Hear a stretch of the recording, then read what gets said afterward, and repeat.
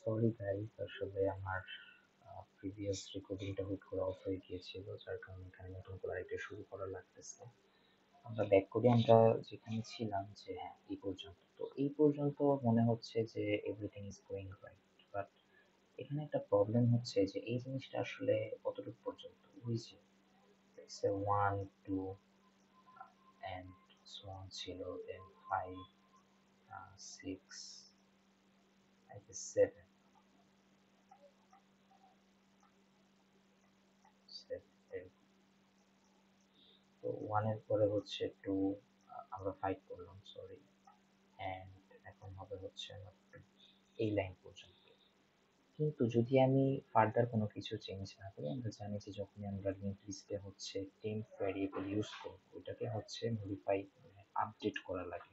আমি তো ওয়াইল লুপ এটা চলতেই থাকবে, ইভেন যে কোনো ওয়াইল লুপে, ইভেন আমরা যদি একটা লেটস সে 1 থেকে 10 যদি আমরা প্রিন্ট করি, তখনও কিন্তু আমাকে, ধরুন আমি আই একটা ভ্যারিয়েবল, যে কোনো একটা ভ্যারিয়েবল, সেটাকে আমাকে ইনক্রিমেন্ট করা লাগবে। যেটা হচ্ছে হোয়াইল লুপ যেভাবে কাজ করে, আমাকে সবসময় কোনো একটা ভ্যারিয়েবলের মাধ্যমে চেঞ্জ করে করে আপডেট করা লাগবে যে হ্যাঁ হোয়াইল লুপে প্রতি লুপে এই চেঞ্জটা আমার হচ্ছে।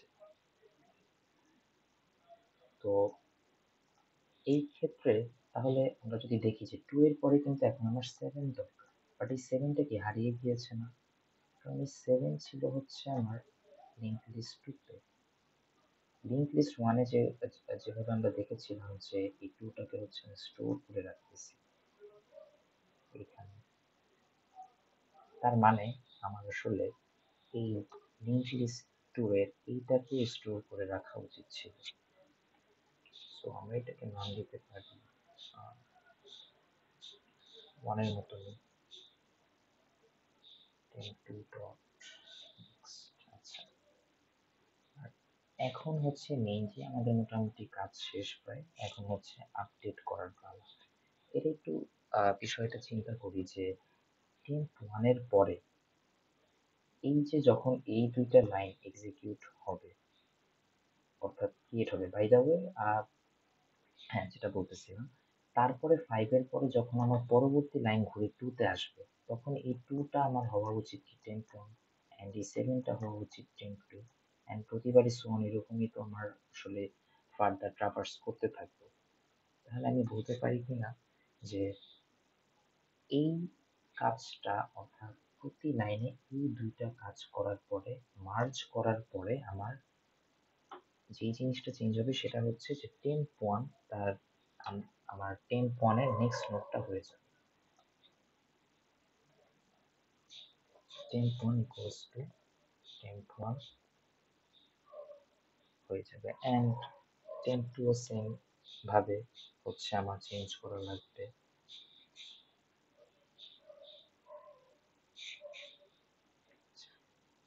তো আপনারা যদি দেন ট্রেস টেবিল ট্রেস করেন আর কি কোডটা, তখন দেখতে পারবেন যে সবগুলোর জন্যই পারফেক্টলি আগাচ্ছে। অ্যান্ড আমি অবশ্যই এনকারেজ করবো প্রতিটা কোড ট্রেস করে দেখা, যখন বাসায় প্র্যাকটিস করবেন বা ল্যাবের অ্যাসাইনমেন্টগুলো করবেন।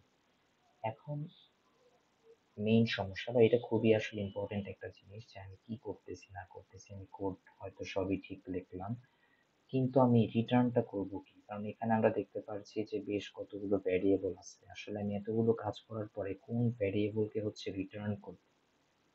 কারণ যেহেতু এটা একটা function, I have to return something, right? একটু একটা একটা করে চিন্তা করি। আসলে আমরা যদি দেখি এই যে এইটাতে হেড ওয়ান, যেহেতু এই লিঙ্ক লিস্টটা সবসময় হেড ওয়ান দিয়ে শুরু হবে, তার মানে কি? তার মানে হচ্ছে যে আমি হেড ওয়ানটাই হচ্ছে রিটার্ন করবো, যদিও এইটা আসলে কোনো কজ না। রিজনটা হচ্ছে হেড ওয়ান আর হেড টু কিন্তু আসলে মোটামুটি আনচেঞ্জ আছে, হেড ওয়ানের মধ্যে একটু চেঞ্জ আসছে। হেড ওয়ান আসলে আমাকে রেফার করতেছে ওয়ান, অ্যান্ড এর পরের যে লিঙ্ক গুলা আছে, অ্যান্ড হেড টু হচ্ছে আমার ফাইভ, অ্যান্ড তারপরে যে লিঙ্ক গুলো আছে আমরা চেঞ্জ করছি এই লিঙ্ক গুলোতে। টেম্প ওয়ান কেন হবে না? কারণ টেম্প কিন্তু প্রতিবারই চেঞ্জ হইতেছে, এক সময় এটা নান হয়ে যাবে। অনেকের মনে হতে পারে আমি টেম্প ওয়ান নিয়ে পুরো কাজ করলাম, তাহলে আমি টেম্প ওয়ানে রিটার্ন করব, বাট এইটা মোস্ট প্রবাবলি আমাকে কিছুই রিটার্নই করবে না। টেম্প টু তো আসলে প্রশ্নই আসে না। আই গেস টেম্প ওয়ান যদি এটাকে আমি রান করি, ইয়েস, কোনো কিছু আসলে হচ্ছে না, ব্ল্যাঙ্ক। টেম্প ওয়ান তো লাস্টের ক্ষেত্রে না, কারণ এইভাবে লুপ চলতে চলতে একটা সময় যখন টেম্প ওয়ান ইকুয়ালস টু হয়ে যাবে নান, তাই না, তখন এই লুপের ভিতরে সে আর ঢুকতেই পারবে না। আর টেম্প ওয়ানের ভিতর ততক্ষণে নান স্টোর হয়ে গিয়েছে, সো আমাকে নান রিটার্ন করতেছে। কিন্তু এই টেম্প ওয়ান আমাকে একটা মেসেজ চেঞ্জ করে দিয়েছে, যেটা হচ্ছে এই যে হেড ওয়ানের পর হচ্ছে এই জায়গায় চেঞ্জ হয়েছে। সো আমি রিটার্ন করবো হেড টু করবো না, কারণ হচ্ছে যে লিঙ্ক লিস্টটা শুরুই হয়েছে হেড ওয়ান দিয়ে, সো একটু আসলে প্রশ্নই আসে না। হেড ওয়ান যদি দিই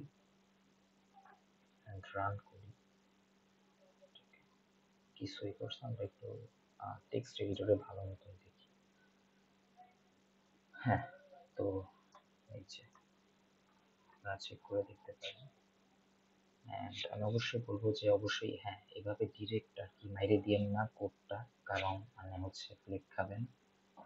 এটা হচ্ছে যে আসলে অনেক সময় দেখা যায় যে আমরা লজিক বুঝতেছি, বাট আমি যে লজিক আমার মাথায় আছে সেটা অনুযায়ী হচ্ছে আমি ডিরেক্ট কোডে বসাইতে পারতেছি না। তো সেই জন্য আর কি এটা দেখানো, এটা থেকে আর কি বেসিকটা বুঝে হচ্ছে নিজেরা নিজেদের মতো ইমপ্লিমেন্ট করতে পারেন। Thank you.